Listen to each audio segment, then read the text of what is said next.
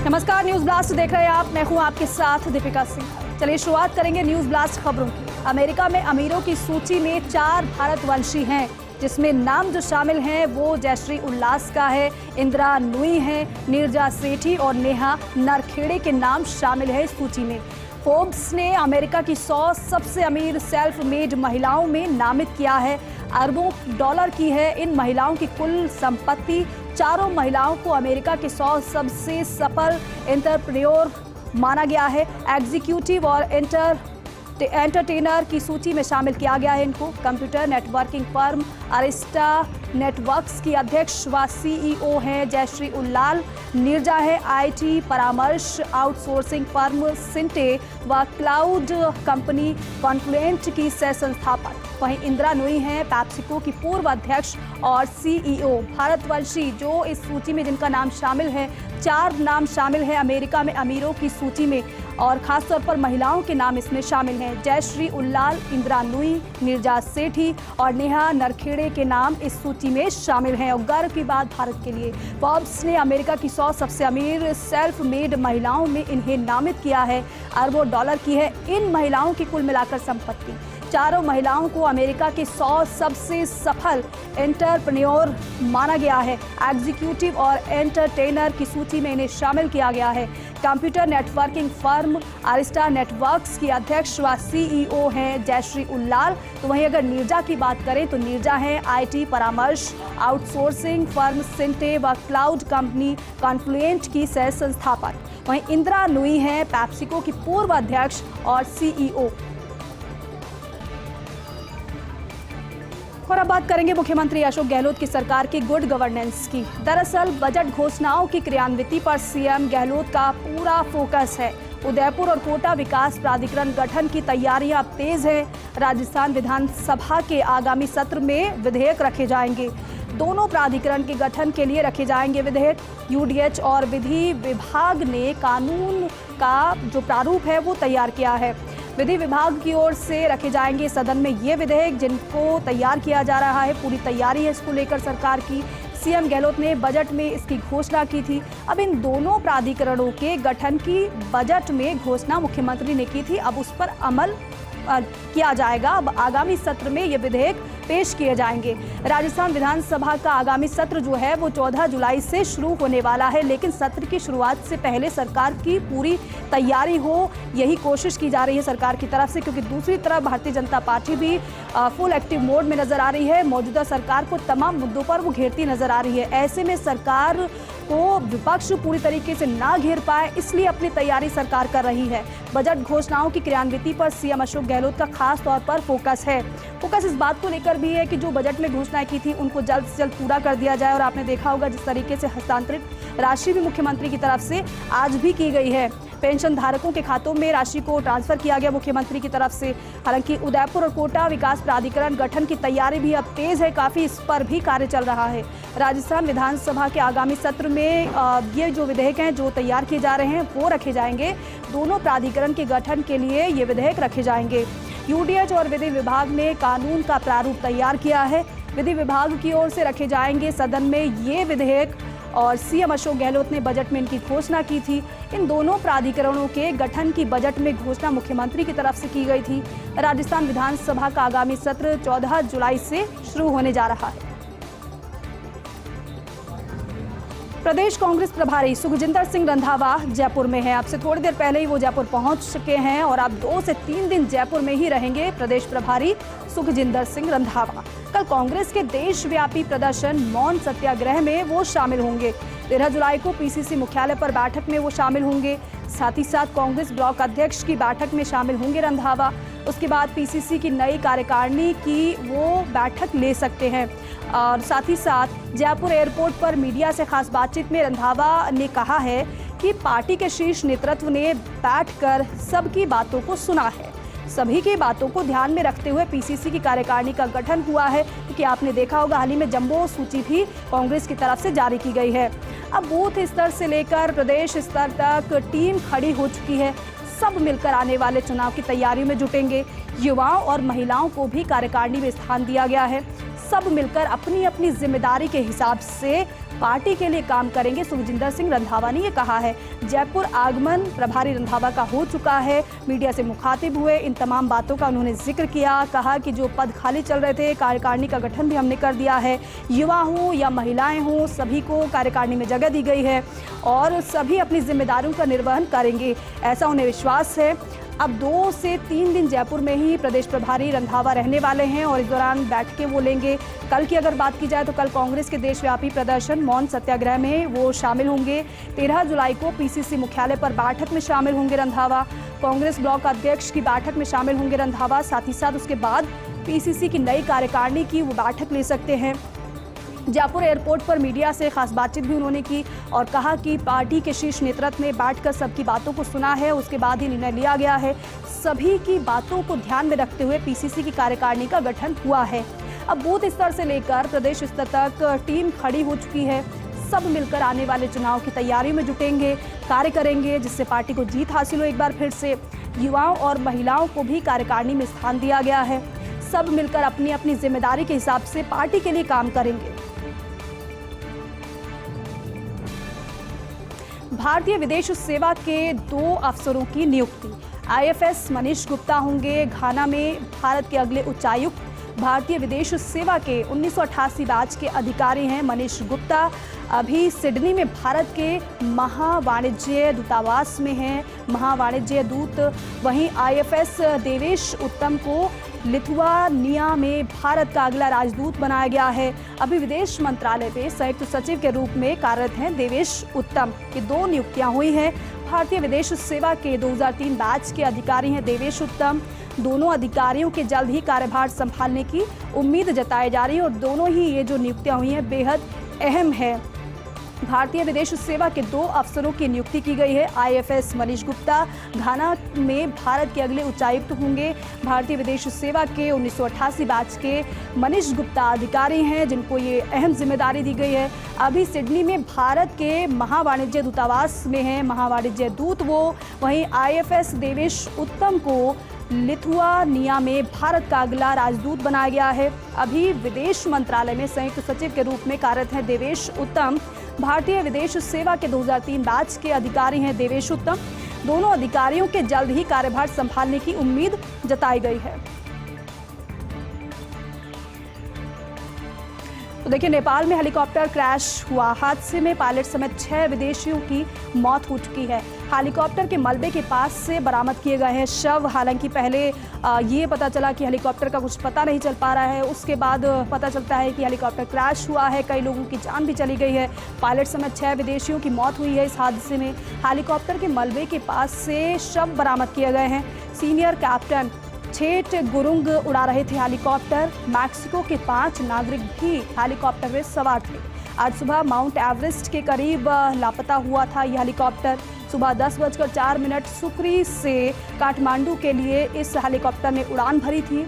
उड़ान भरने के 10 मिनट बाद ही कंट्रोल टावर से संपर्क हेलीकॉप्टर का टूट गया था और जब हेलीकॉप्टर का संपर्क टूटा उसी के बाद से ही खोजबीन शुरू हो गई थी। तब जाकर पता चला कि हेलीकॉप्टर क्रैश हो चुका है और इस हादसे में पायलट समेत 6 विदेशियों की मौत भी हो गई है।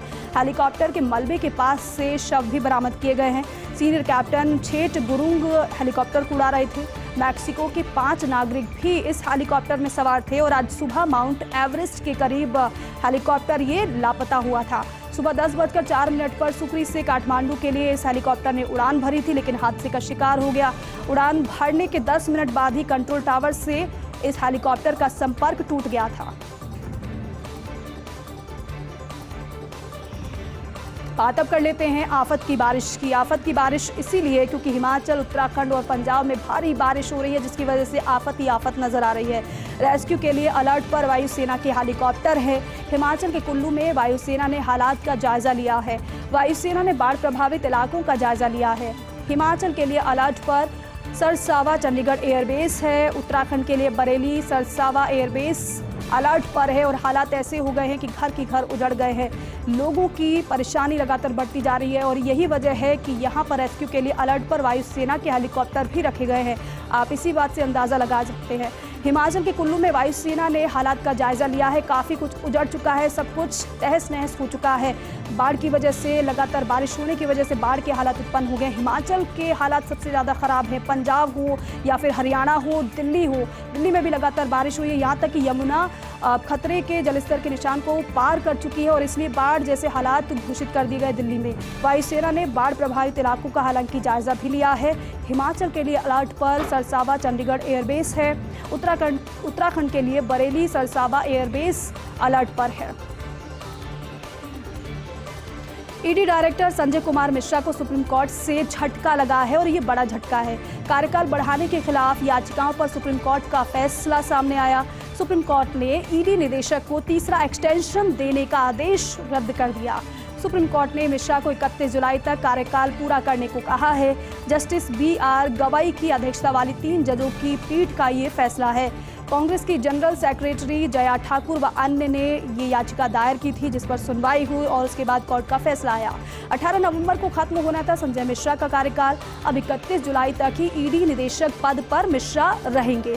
केंद्र सरकार ने तीसरी बार बढ़ाया था संजय मिश्रा का कार्यकाल, लेकिन जब सुनवाई इस पूरे मामले पर हुई तो केंद्र के फैसले पर भी सुप्रीम कोर्ट ने सवाल खड़े कर दिए और यही वजह रही कि सुप्रीम कोर्ट ने एक्सटेंशन को मना कर दिया और ये फैसला दिया।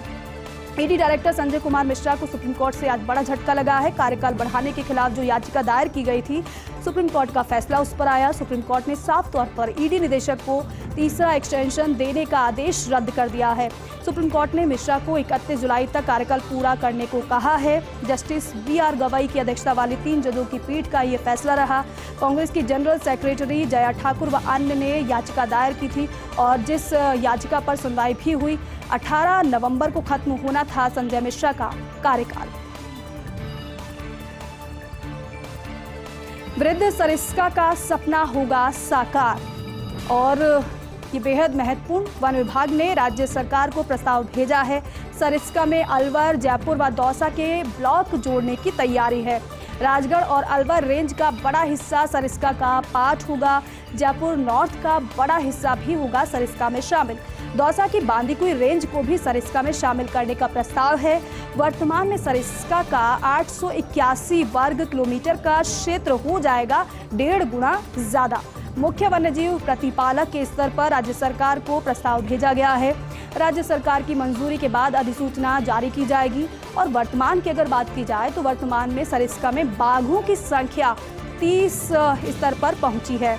अब ऐसे में सरिस्का को माना जा रहा है टाइगर टूरिज्म का भविष्य और वृद्ध सरिस्का का सपना जल्द ही साकार होने वाला है, क्योंकि तैयारी इसको लेकर की जा रही है। वन विभाग ने दरअसल राज्य सरकार को बाकायदा प्रस्ताव भेज दिया है अपनी तरफ से। सरिस्का में अलवर, जयपुर व दौसा के ब्लॉक जोड़ने की तैयारी चल रही है। राजगढ़ और अलवर रेंज का बड़ा हिस्सा सरिस्का का पार्ट होगा और जयपुर नॉर्थ का बड़ा हिस्सा भी सरिस्का में शामिल होगा। दौसा की बांदीकुई रेंज को भी सरिस्का में शामिल करने का प्रस्ताव है। वर्तमान में सरिस्का का 881 वर्ग किलोमीटर का क्षेत्र जो है वो 1.5 गुना ज्यादा हो जाएगा। इस प्रस्ताव के पास होने के बाद मुख्य वन्यजीव प्रतिपालक के स्तर पर राज्य सरकार को प्रस्ताव भेजा गया है। राज्य सरकार की मंजूरी के बाद अधिसूचना जारी की जाएगी। अब कब तक अधिसूचना जारी की जाए इस पर नजर रहेगी सभी की। वर्तमान में सरिस्का में बाघों की संख्या की अगर बात की जाए तो 30 स्तर पर पहुंची है। ऐसे में सरिस्का को माना जा रहा है टाइगर टूरिज्म का भविष्य। कर्नाटक विधानसभा में नमाज के लिए अलग कमरे की मांग की गई है। जनता दल के MLC BM फारूक ने पत्र लिखा है। उच्च सदन के सभापति को पत्र लिखकर की है कमरा बनाने की मांग। फारूक ने पत्र में लिखा है, सदन में बहस में ज्यादातर देरी होती है और हम बाहर जाकर नमाज नहीं पढ़ पाते। मैं हर दिन नमाज पढ़ता हूँ, ऐसे में हमें विधानसभा के अंदर ही एक कमरा मिले। फारूक का ये भी कहना है कि भाजपा के सदस्यों ने भी नहीं जताई कोई आपत्ति इस पर।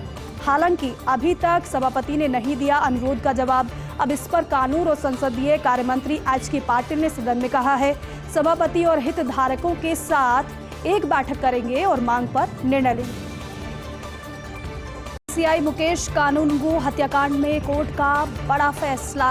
फतेहपुर एडीजे कोर्ट से 7 दोषियों को आजीवन कारावास की सजा सुनाई गई है। एडीजे अमित गोयल ने दोषी अध्यक्ष दोषी अजय चौधरी, जगदीश, दिनेश उर्फ लारा, ओम प्रकाश, अनुज, आमीन, कैलाश को आजीवन कारावास की सजा सुनाई है। एडीजे कोर्ट ने फैसले में कहा है कि ऐसे बदमाशों के खिलाफ नहीं बरती जा सकती है नरमी। 7 अक्टूबर 2018 को बदमाशों ने दोनों की गोली मारकर हत्या की थी। लोक अभियोजक रामचंद्र महिचा ने की थी सरकार की ओर से पैरवी। प्रकरण में कुल 20 आरोपियों में से 11 हो गए थे बरी, 2 फरार घोषित। फतेहपुर कोतवाली एसएचओ मुकेश कानूनगो को मिली थी सूचना। मोस्ट वांटेड अजय चौधरी व उसकी गैंग के फतेहपुर में सूचना होने मिली थी और ऐसे में सीआई मुकेश ने कांस्टेबल रामप्रकाश व 2 अन्य सिपाहियों के साथ प्रेस किया था। कुछ समय पीछा करने के बाद बदमाश अजय चौधरी ने फायरिंग कर दी थी। फायरिंग में मुकेश कानूनगो के गले में और कांस्टेबल रामप्रकाश के सीने में गोली लगी थी। दोनों को सीकर जिला अस्पताल पहुंचाया गया, जहां से दोनों को मृत घोषित कर दिया गया। नसबंदी के ऑपरेशन फेल होना काफी चिंतनीय है। विश्व जनसंख्या दिवस पर परिवार कल्याण प्रोत्साहन सम्मान समारोह में ये मसला उठा है। राजस्थान इंटरनेशनल सेंटर में कार्यक्रम में जारी चिकित्सा मंत्री ने सवाल उठाए। मंत्री प्रसादी लाल मीणा ने ऐसे प्रकरणों को लेकर सिस्टम पर सवाल उठाए हैं। उन्होंने कहा, मेरे विधानसभा क्षेत्र में भी कई मामले ऐसे सामने आए हैं। ये उन लोगों के लिए बहुत बड़ी पीड़ा है जो परिवार नियोजन में साथ दे रहे हैं। नसबंदी ऑपरेशन होने के बाद भी बच्चा होना सभी के लिए गंभीर विषय है। आखिर नसबंदी के ऑपरेशन क्यों फेल हो रहे हैं, ये बड़ा सवाल है। इसकी जांच होनी चाहिए। यदि इसमें लापरवाही सामने आए तो ऐसे चिकित्सक को चिन्हित करके उन पर कार्रवाई भी हो। जो काम करेगा उसे ही मिलेगा वेतन। विश्व जनसंख्या दिवस पर परिवार कल्याण प्रोत्साहन सम्मान समारोह राजकीय इंटरनेशनल सेंटर में आयोजित कार्यक्रम में चिकित्सा मंत्री बोले हैं। कहा कि मुख्यमंत्री की सोच है कि चिकित्सा का सबको लाभ मिले, लेकिन साथ ही खाली पदों को भरने की भी विशेष ध्यान दिया है और हमने डेपुटेशन समाप्त कर दिए हैं। तभी पीएचसी सीएचसी के पद भरे हैं। कुछ पद खाली है जहां भी चुनाव तक स्टाफ लगा दिया जाएगा। चिकित्सा मंत्री ने बगैर पोस्ट पर लगे कार्मिकों के लिए फिर से कहा है, जो काम करेगा केवल उसी को ही मिलेगा वेतन।